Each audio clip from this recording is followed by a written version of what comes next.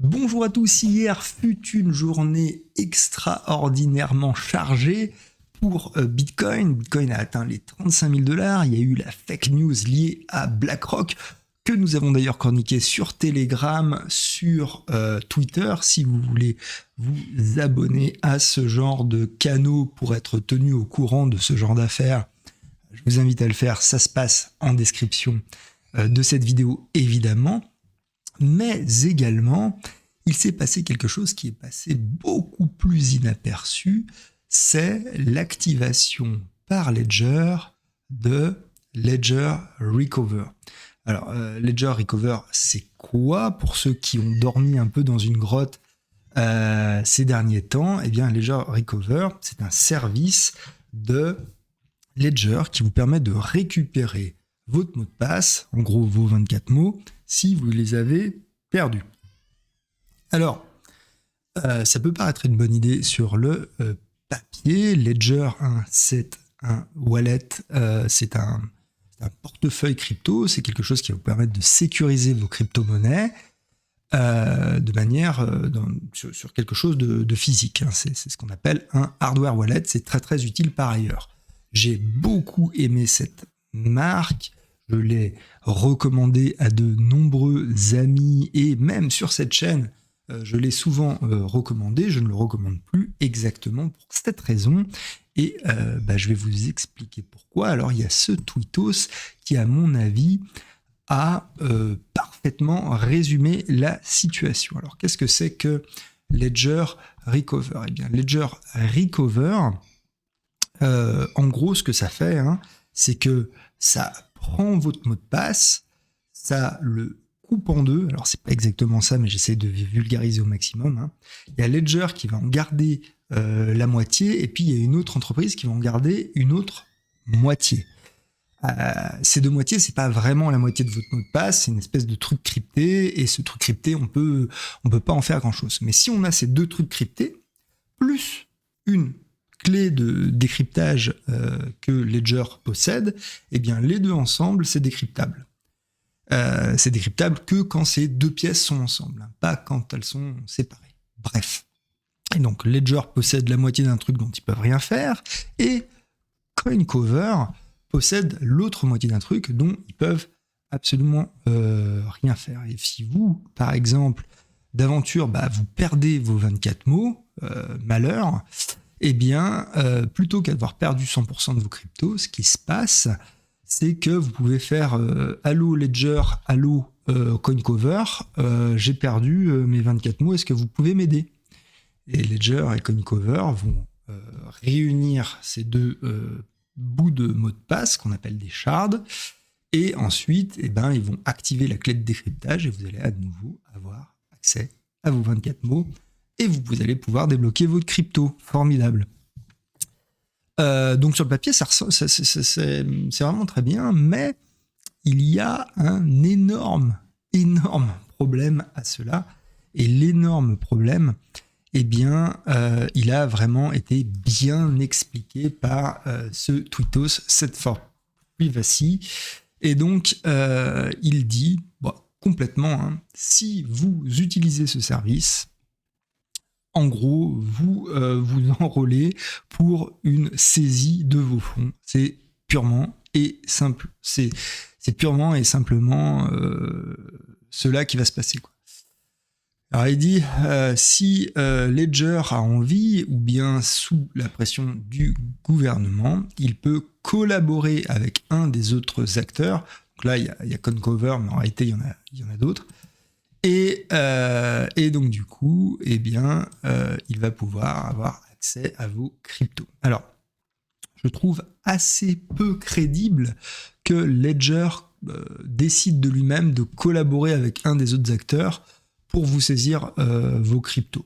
Ça tuerait définitivement leur business et ça serait quand même assez bizarre pour eux de faire ça. Il faudrait que les deux soient malveillants à la fois. Et ça serait quand même très bizarre, mais pourquoi pas? C'est peut-être possible, vous voyez. Quoi qu'il en soit, il y a un autre scénario beaucoup plus probable, c'est le gouvernement. C'est que le gouvernement mettent un coup de pression à Ledger pour récupérer la shard et le mot de passe de décryptage, et que d'un autre côté, le gouvernement qui chapeaute CoinCover, donc CoinCover en l'occurrence, c'est le gouvernement britannique, leur mettent la pression pour récupérer l'autre shard, que les deux gouvernements collaborent, et boum, ça fait des chocs à pic. Alors, est-ce que des gouvernements collaborent ? Bah oui, il y a Interpol, par exemple. C'est pas rare de voir des affaires dans lesquelles les gouvernements, des affaires de terrorisme, par exemple, dire voilà, vous êtes des terroristes, hein, on va prendre le prétexte du terrorisme, et on va aller récupérer vos 24 mots et vous saisir vos cryptos. C'est tout à fait possible, vous voyez. Parce que, je sais pas, moi, vous avez interagi avec je sais pas qui, et hop, on considère que vous êtes suspecté de terrorisme, et hop, on prend vos cryptos. Et on les garde 10 ans, parce que les procédures, monsieur, parce que la justice, hein, ça peut être long, parfois. Ouais. Donc, 10 ans, 15 ans, on ne sait pas. Donc, tout cela est possible, probable. À mon avis, ça va tôt ou tard arriver, malheureusement. Pourquoi une entreprise collaborerait ? Bien, une entreprise collabore avec la justice parce qu'elle n'a pas le choix. Moi-même, j'ai une entreprise et j'ai déjà collaboré avec la justice. Alors moi, j'ai collaboré avec la justice avec zèle, avec plaisir, parce qu'il se trouve que c'était une affaire de pédophilie. Je ne sais même pas si on peut prononcer ce mot-là sur YouTube, mais c'est trop tard, je l'ai prononcé. Donc je vous le dis, pour ce genre d'affaires, moi j'ai collaboré avec zèle, avec la police, j'aurais donné absolument toutes les informations qu'ils voulaient sur simple email provenant de la gendarmerie. Hein. Donc voilà. Alors il faut savoir que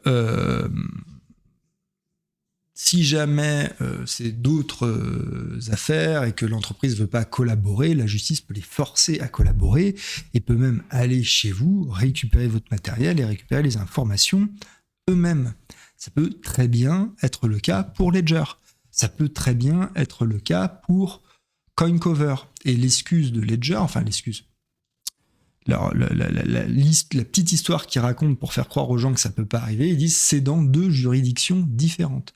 Comme si les gouvernements n'étaient pas capables de collaborer entre eux pour des affaires telles que le terrorisme.